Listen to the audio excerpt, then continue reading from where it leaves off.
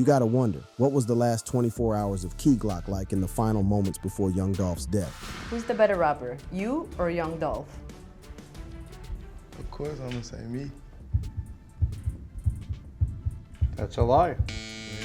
Might be. You're not gonna find many rappers as chill and confident as Key Glock. And yet, the homie couldn't stunt the lie detector when it came to the question of Young Dolph. That's how much he loved and respected the man. That there is how loyal he was and still is. So it ain't surprising that in the aftermath of Dolph's death, and as we get closer to the 2-year anniversary of his demise, folks been asking what Key Glock was feeling in those final moments. Now, this is a very important question because in recent times, there's been a lot of theories, a lot of he said, she said, about the sequence of events that led to the demise of the Piri boss.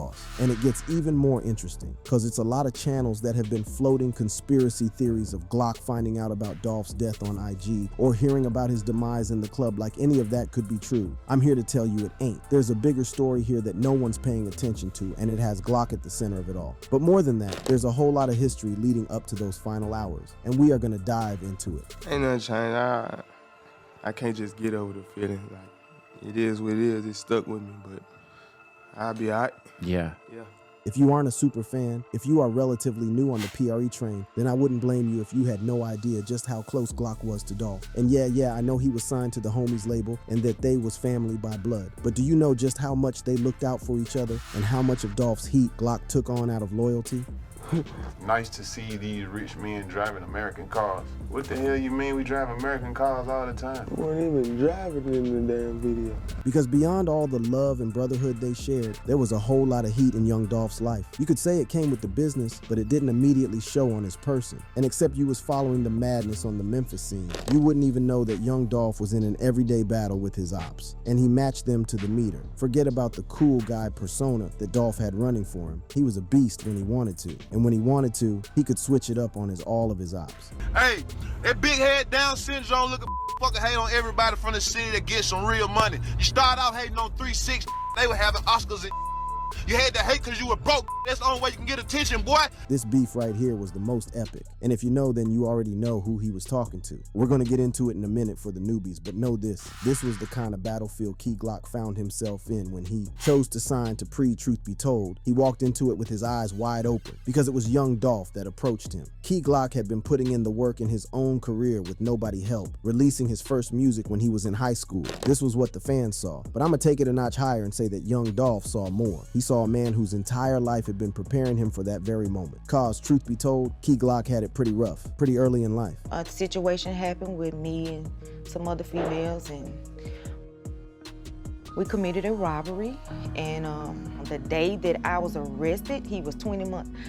They never gave me a bond. I never made bond. I never came home. I spent exactly 15 years from April 16, 1999 until April 16, 2014. That was his mama talking about how she was arrested when Key Glock was just a baby. The rapper's life from infancy was just one long, unbroken episode of tragic happenings. And even when he got under the PRE banner, the tragedy just kept coming. Before Dolph, he lost his favorite auntie, the kind of thing you can't throw money on and solve. Then, and this is probably the most tragic of them all, he had to bear the loss of Young Dolph, his cousin and mentor. The very fact that the rapper has been able to keep his above water through all of that is just proof of how tough the homie is. But it should come as no surprise. The kid was raised in part by his grandma and in part by the streets. And it is that street mentality, the thought process of the strongest survive by all means possible, that has kept him going this long and this strong. And that's why it should come as no surprise that he was ready to take on the ops that Dolph was dealing with when he signed to PRE. And for the newbies, the person Dolph was dissing in that vid from earlier was none other than Yo Gotti, the Memphis juggernaut. It's a lot of the internet that enjoys clowning Yo Gotti for his exaggerated cranial features, but I bet most of y'all wouldn't be able to say it to his face, especially if you know what's good for you, and it's not even enough to be just a street.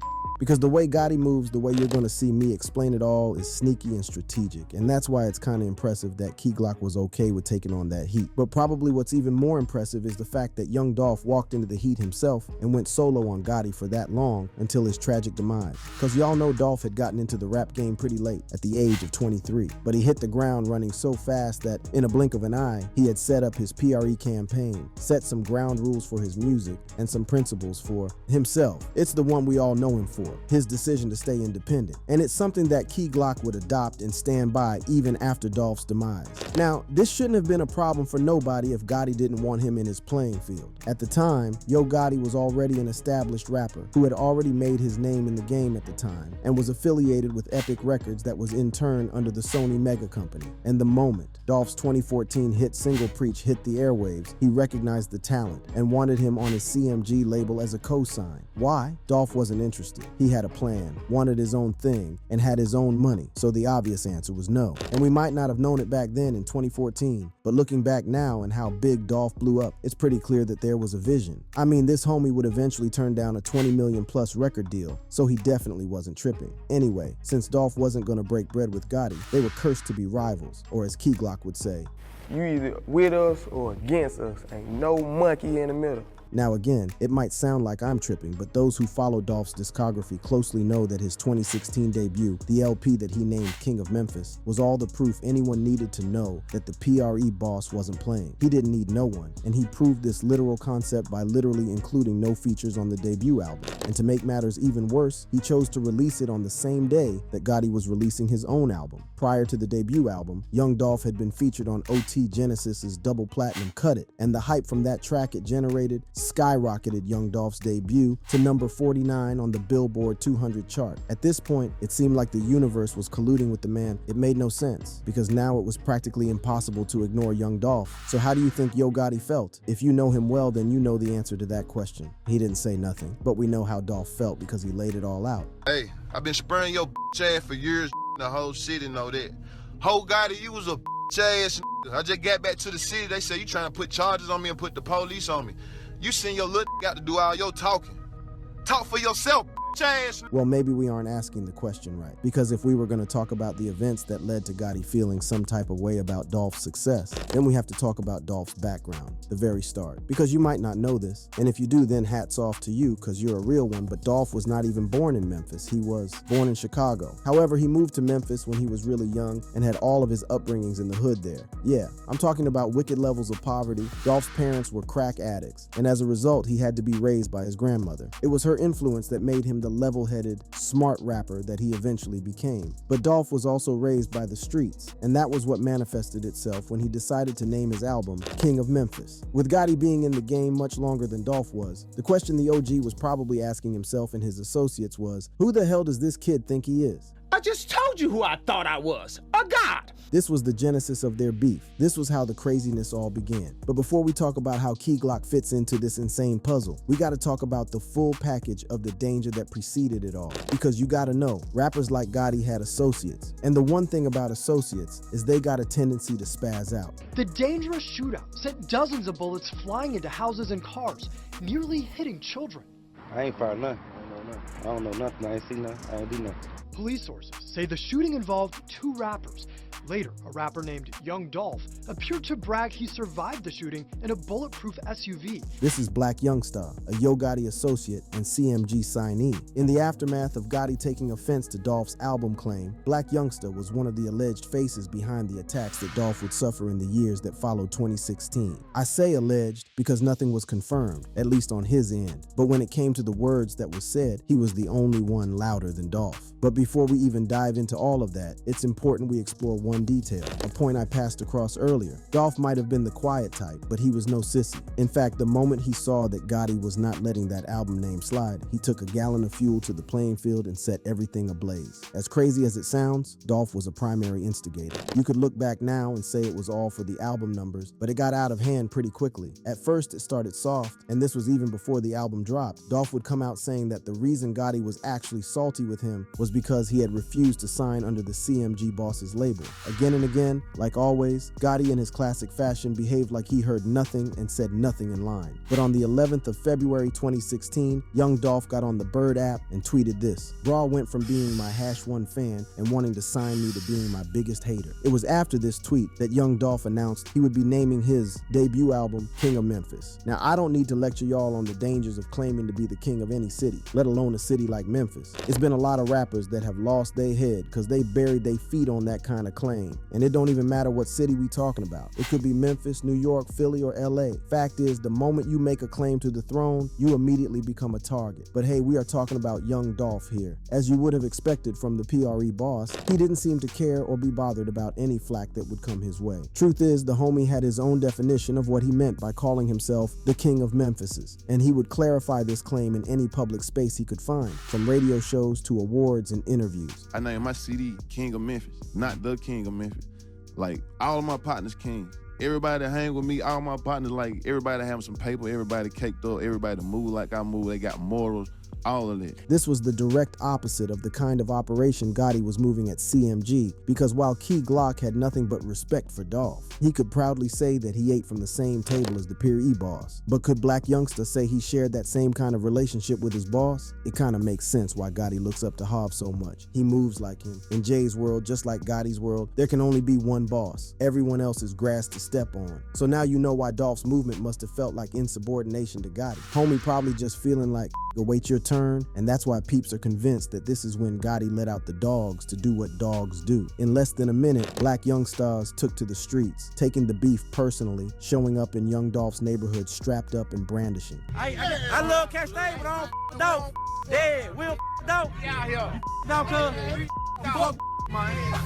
Yeah. The beef had gone deeper than just a name on an album. The streets was gearing up for blood. Who was it gonna be, Dolph or Gotti? Unfortunately for those who wanted a showdown, Yo Gotti wasn't showing up. Because, and this is where the beef just began looking ridiculous, Gotti kept insisting, at least to the public, that he was all for peace, that he had no hand in the beef, and that he would never be in a fight with Dolph. But Dolph was moving in the opposite direction, grinding the gear, so to say. On the 16th of March 2016, the PRE boss threw the Memphis hip-hop industry into a state of emergency when he posted a series of claims on his gram accusing Gotti of hating on Memphis rap OGs like 3-6 Mafia, 8 Ball, and MJG, and others he also accused him of, using Black Youngstar to fight his battles and calling the cops on him. I don't know who was advising Black Youngstar through all of this, but instead of just backing down, the CMG player doubled down. He released a diss track titled Shake Some, where he called Young Dolph by name, questioned his claim to the throne by accusing him of being a Chicago transplant, and shamed him for having 0 bodies. But then, got bizarre, or maybe Gotti told him to get his foot off the gas, because not long after the diss track, Black Youngstar officially and suddenly squashed his beef with Young Dolph. He even did a whole press run about it. But hey, he was the only one squashing beef because Dolph had just got started on the grill,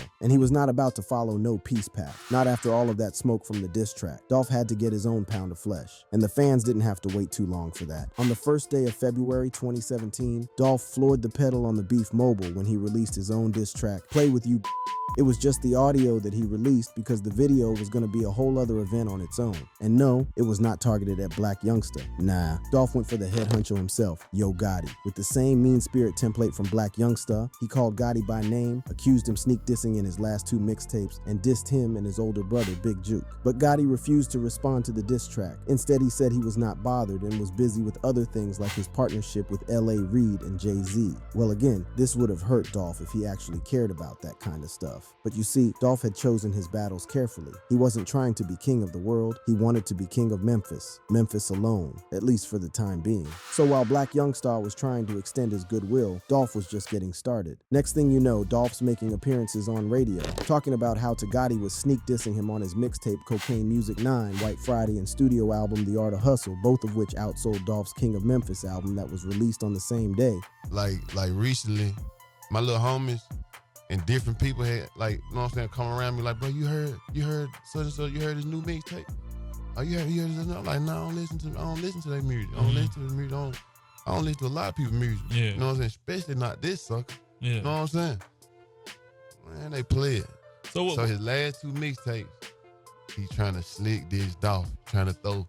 And the craziest part of this beef is that all of this was happening in the same February of 2017. But I think the sneak diss accusation must have gotten to Gotti Coast. In that same month, he would release a diss track of his own titled Don't Beef With Me. Gotti did not name names, but everyone knew who he was talking about. So Young Dolph decided to return the favor. He released the music video of his Play With Your diss track. And fam, it was anything but pretty. I mean, the video was fire, all right, but the concept was an exercise in humiliation for the CMG boss, cause Dolph had cast Gotti's look-alike and his older brother look-alike. And it gets even more crazy when you consider that just recently, Gotti's older brother, Big Juke, was arrested in connection with Dolph's murder, and that he had deep ties with Govin that date way back. You know Govin, the piece of shit that was recently confirmed to have organized the hit that took Dolph's life. So it's not surprising at all that immediately after young Dolph's murder, he was a prime suspect. In fact, he got arrested and had to be bailed with $500,000. While Big Juke maintains his innocence, you must know this wouldn't be the first time he would be linked to an attempt on young Dolph's life, because immediately after Dolph released that diss video, like literally the next day, Dolph was in Charlotte, North Carolina when his vehicle got shot 100 times. 100 times. Whoever wanted him gone probably didn't want him to have an open casket funeral. Well, Dolph was lucky that day because his vehicle was bulletproof. And while we can speculate, the police were pretty certain that this was Big Juke's doing. In fact, they arrested him for it. But since they had no evidence, they let him go. Now don't quote me out there. I ain't saying that Gotti or his family were responsible for the attempt, but whoever or whatever it was, that didn't stop Dolph from playing that same diss track at a local event later that night. Then he used the incident to promote his album Bulletproof, and that's when he charted on Billboard 200, elevating his status.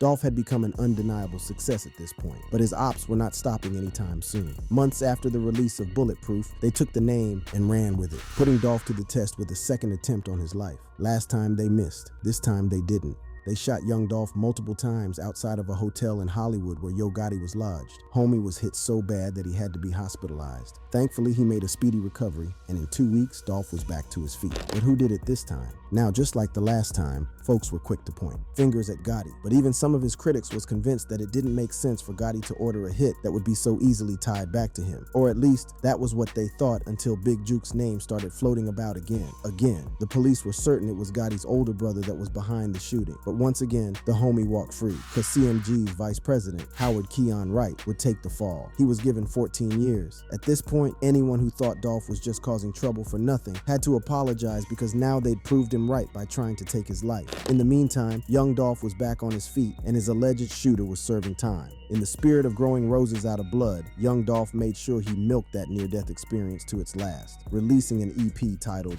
Get Shot Every Day. It was in this same time period that young Dolph would sign Key Glock, his cousin. Their time together was just one success after the other. From the hit single Major, which peaked at number 47 on the hot R&B/hip-hop songs chart, to a collab album, Dumb and Dumber, that peaked at number 8 on the Billboard 200. Key Glock and Dolph was a force to reckon with, twice as deadly, guilty twice over. They shared the same qualities, the same ideals. If young Dolph was truly the king of Memphis, Key Glock was the heir to the throne. And as Dolph began to pedal back on the heat he'd been giving his ops, Key Glock came in clutch all strapped up. The homie was intercepting any heat that came the PRE way when some goofy from CMG came yapping on about nothing. I put this on God, now I got 100, you ain't gonna do a show in the city.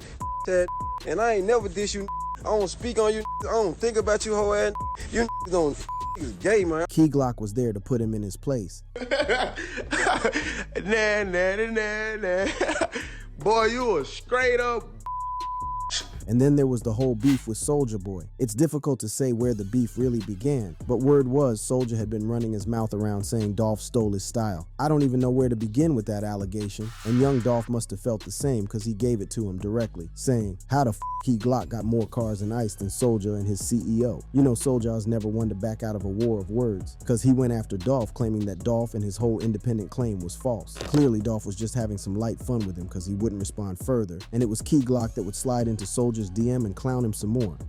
Man, young Dolph, if you don't get your ass artist out my DM, After this, Soulja Boy referenced the shooting incident that Dolph had suffered in the past. It sounded like he was threatening him, and when young Dolph would get killed not too long after, some goofies started pointing their fingers at Soulja Boy as the prime suspect. I call them goofy cuz who in their right mind would look at Soulja Boy and believe that that was capable of that kind of You should know that Soulja is all talk, no action. I mean, it's the same that got maced by Charleston White, so stop playing with me. Anyway, on the day that Dolph got shot, Key Glock was just at home doing nothing, expecting nothing. It was was meant to be a normal day for the rapper. Young Dolph's demise got Key Glock to take a step from Memphis for a while. When peeps wouldn't stop stressing him, he spazzed out on them in an IG story. And when he would eventually respond, it was with this banger called Proud, where he spoke of how Dolph was looking down from heaven and how he would be proud of him. He's definitely proud of you, Glock. We got no doubt. If you enjoyed this expose, click on a video on your screen to watch even more interesting mini documentaries like this one, and I'll see you there.